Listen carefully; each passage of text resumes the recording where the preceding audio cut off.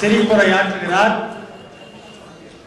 கலை மாமணி தமிழிசை பாணர் புஷ்பவனம் குப்புசாமி ஐயா அவர்கள் இப்போது சிரித்து மகிழலாம்.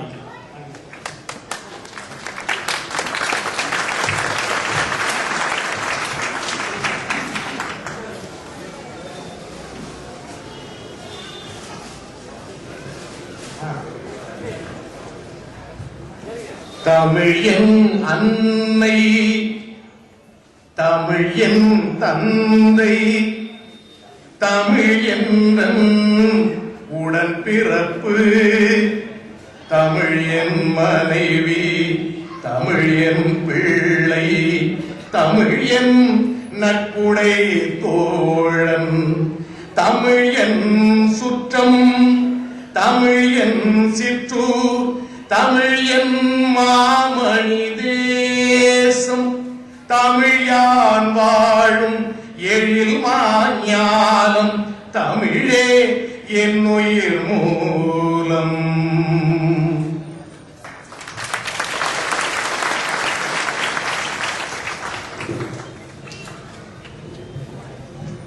ராமராஜ் காட்டன் நிறுவனர் திரு KR நாகராஜன் ஐயா அவர்களே, வாழ்த்துறை வழங்கிய திருப்பூர் மக்கள் மாமன்றத்தினுடைய தலைவர் திரு சி சுப்பிரமணிய ஐயா அவர்களே,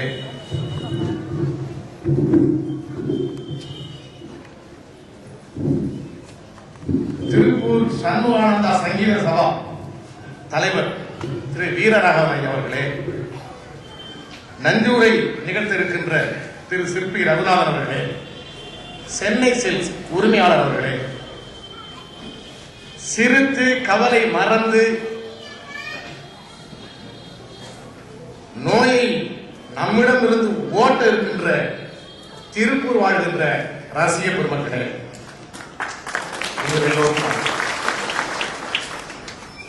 நகைச்சுவை என்பது எங்கே கிடையாது,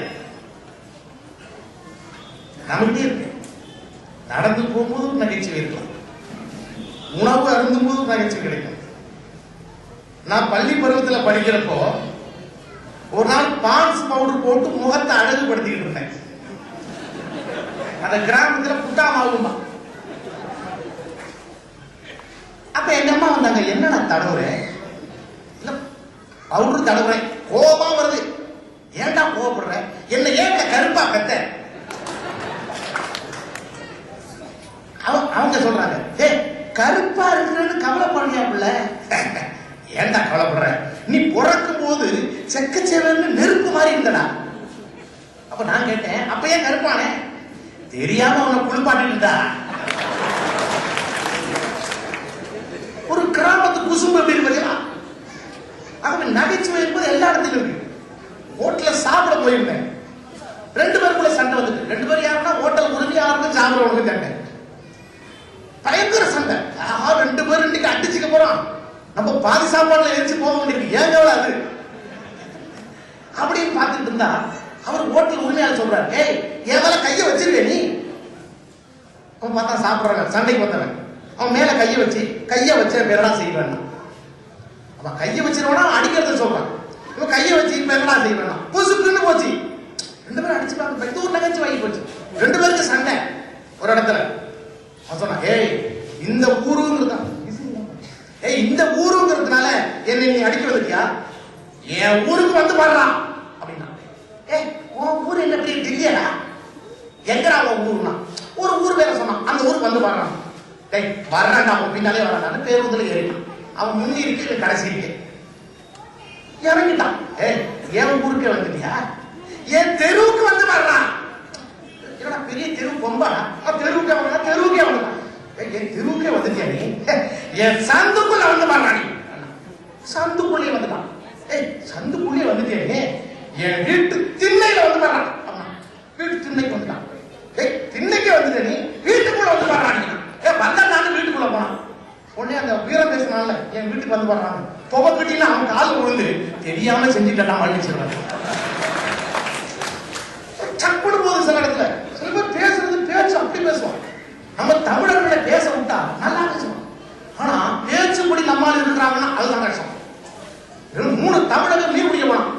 தமிழர்களுடைய ஒற்றுமையை சொல்றதுக்கு 3 தமிழர்கள் மீன்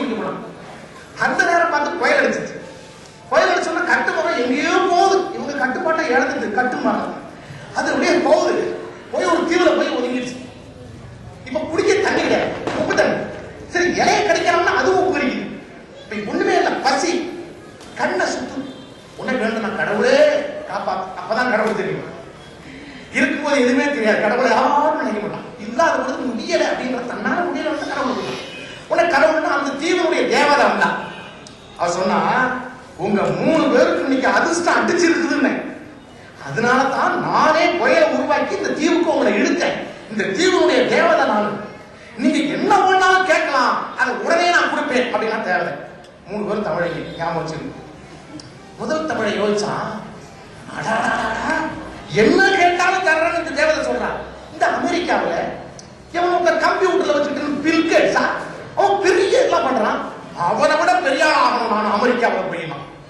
அப்படியே ஆக கனவு நான் தேவையா பறந்துட்டான். காணும் இன்னும் 2 பேர் தான். ஒரு தமிழ் அமெரிக்கா போயிட்டான். 2ஆம் தமிழை யோசிக்கிறான். அவன் அமெரிக்கா போனான்னா நம்மளும் ஒரு பெரிய நாடு போகணுமே. அப்ப யார் நான் ஜப்பான் போகணும்னா நான் போய் பெரிய இன்டர்நெட் எல்லாம் பெரிய கம்ப்யூட்டர்லாம் பெரிய ஆளாகணும். அப்படியே ஆகணும்னா ஜப்பான் போயிட்டான். இந்த 3ஆவது ஆளு ரொம்ப யோசிக்கிறேன். தேவதை கேட்டா நான் எவ்வளவு நேரம் நிக்கிறது?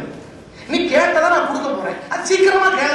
அது அப்படி ஒரு யோசனை அப்படின்னா தேவதை இல்ல இல்ல எதை கேட்கறதுனா யோசிக்கிறேன், சீக்கிரம் கேளப்பா அப்படின்னா தேவதை. இவன் கேட்டான்.